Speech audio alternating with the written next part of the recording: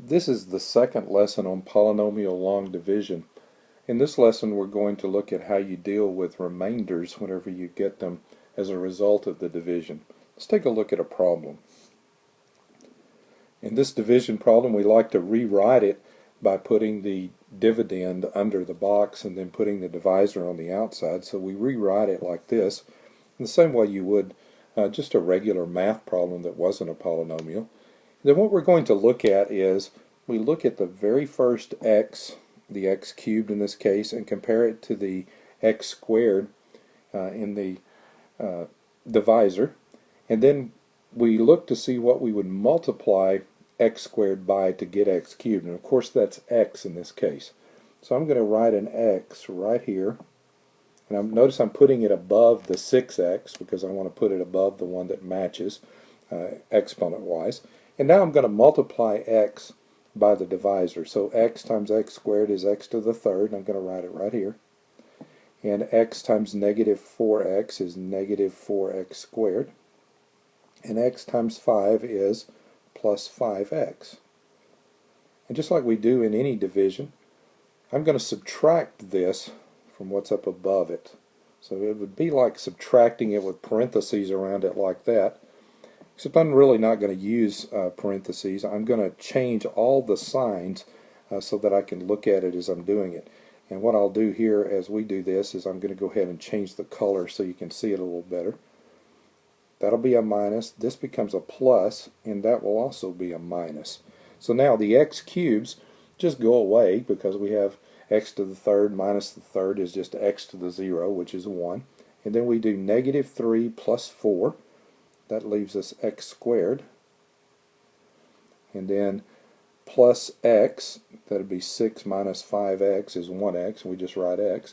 And now we go ahead and bring down one more column, which in this case is the plus 4, and we do it all again. So we're going to compare x squared in this remainder we got to the x squared in the divisor. And of course all we got to do to get x squared is multiply by 1. So I'm going to put a plus 1 right here.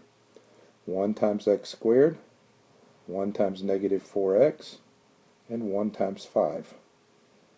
And again, I'm going to subtract, which means I'm going to change every sign again.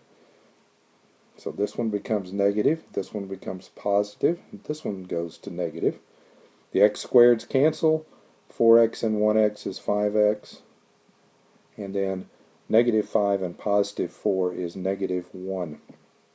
Notice there's nothing else to bring down now, so 5x minus 1 is my remainder. I could just write that remainder of 5x minus 1, but usually what we like to do with the remainder is write it as a fraction. So we're going to put plus 5x minus 1 right here over my original divisor, which is x squared minus 4x plus 5. Just as you would do if you were writing a fraction with a number instead of a polynomial. You would write the fraction by writing the remainder over the divisor. So this is my final answer, x plus 1 plus, and then 5x minus 1 over x squared minus 4x plus 5 written as a fraction. Let's try one more here. I wrote this one this way just to remind us of rule of exponents here. Notice when you first look at this problem, it may appear that this is multiplication, but then you notice there is a negative 1 exponent applied to the x plus 2. The negative 1 tells us that we need to move x plus 2 to the denominator of a fraction, and I could rewrite that like this.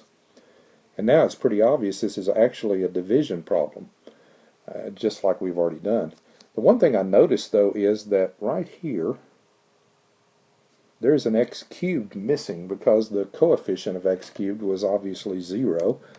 But whenever I do division, I need to make sure I go ahead and put in an x cubed to act as a placeholder in case I need it. So I'm going to rewrite the problem like this. Notice that here for x cubed, I just put a coefficient of 0 and went ahead and included x cubed as part of my problem. You should always fill in any of those missing exponents like that once you've put it in descending order.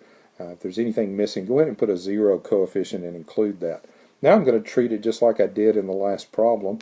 I'm going to compare x to the 2x to the fourth, And of course that means I need to multiply by 2x cubed in order to get x to become 2x to the fourth. So 2x cubed times x is 2x to the fourth, and 2x cubed times 2 is 4x cubed.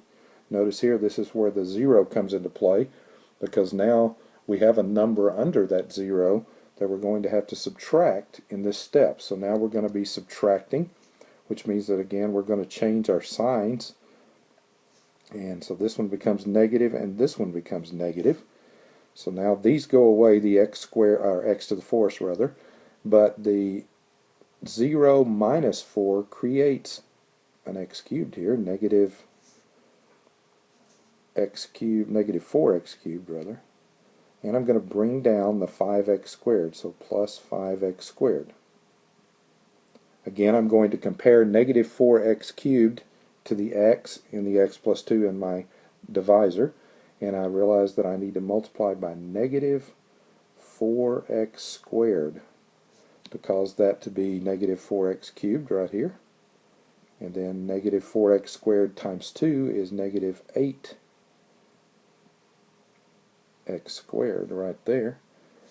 So far I'm just doing the same thing that I've done before, the same thing that I did on the last problem. And now I'm ready to change my signs again so I can subtract. So again, I think I'll change colors just so it makes it easier to see. Put the line under there. This becomes plus and this becomes plus.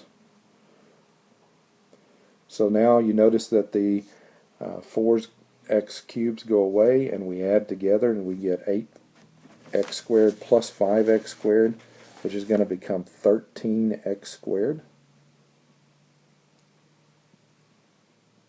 Right there. And then again I'm ready to bring down the next column, which is 2x, so minus 2x, and I'm going to compare 13x squared to the x in the x plus 2 of my divisor, and I need to multiply by 13x, so plus 13x right here, and that gives 13x squared right here, and plus 26x. And again I'm ready to subtract, so I'm going back to changing the signs. Both become minus this time. Negative 2x and negative 26 is now negative 28x. Bring down one more number here, the plus 3, all the way down here, and it becomes plus 3 right there. And again I'm going to compare 28 or negative 28x, which means I need to multiply by negative 28 right here. And negative 28 times 2 is negative 56. And I'm ready to subtract again one last time here before I come up with my remainder. So I'll change those signs. I'm going to do it right out here to the side. Notice the 28x's go away, and whenever I do 3 plus 56, I get 59 as my remainder. And that is my only remainder, doesn't have a letter variable.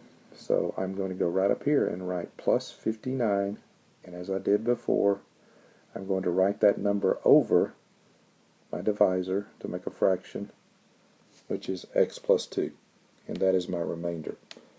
So as you can see, if we're going to deal with polynomial division that has remainders, we're going to write those remainders by simply taking the remainder and writing it over whatever our original divisor is, and that will be our remainder. If you'd like to go back and look at lesson 1, there's another lesson about polynomial long division. There are also other lessons on other topics in algebra on mymatheducation.com or on my YouTube channel, Mymatheducation. I invite you to take a look at those if you'd like. If you enjoyed this video, hope you'll subscribe to my YouTube channel. I'm trying to add a lot of videos along the way with new lessons in algebra that maybe will be helpful to you. Thanks for watching, and I hope you will come back soon.